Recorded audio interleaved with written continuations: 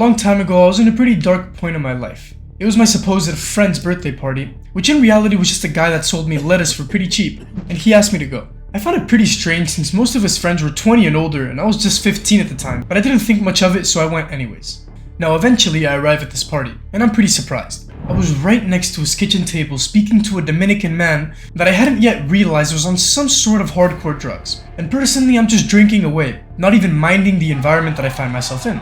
But fast forward just 1 hour and I'm in the bathroom violently throwing up. I can barely walk in a straight line. It's 4 AM and I need to take 1 hour of public transport to get to my house. And I'm surrounded by severely intoxicated people who don't give a shit about me. And after seeing the state that I found myself in, this quote-unquote friend of mine came to me with an incredible solution to my problem. He told me, man, I don't know how you plan to get home, but I have something that might sober you up. And what did he take out? A little white baggie. I was 15 years old. I looked like this, and I was being offered cocaine.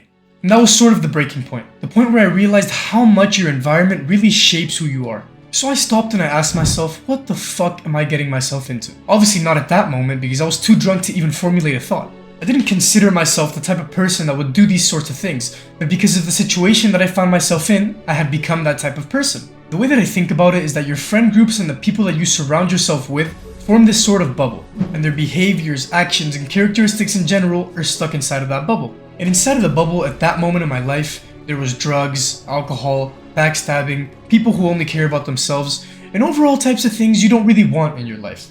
But since I was part of the bubble with those people, slowly I was becoming that type of person. But I simply said no. I refused to become this type of person. And it wasn't an instantaneous change, but starting from there I decided I was going to create a new bubble. I started surrounding myself with caring people, entrepreneurship, personal development, and overall just better friends. And nothing has ever changed the trajectory of my life more than this. I'm not exaggerating, after seeing my current group of friends, for the rest of the day I feel better. They make my mind work the way I want it to work. And you don't even have to use cocaine.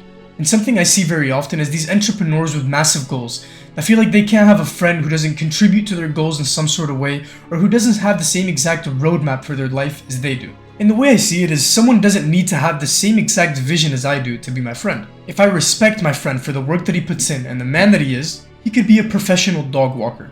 But if he's an honorable man, then I find him worthy of being in my bubble. The main thing that I want you to take away from this video is that the people that you spend your time with change you much more than you think they do. So pick them carefully and avoid ending up in the type of situations that I was ending up in. And with that said, stay strong, brothers.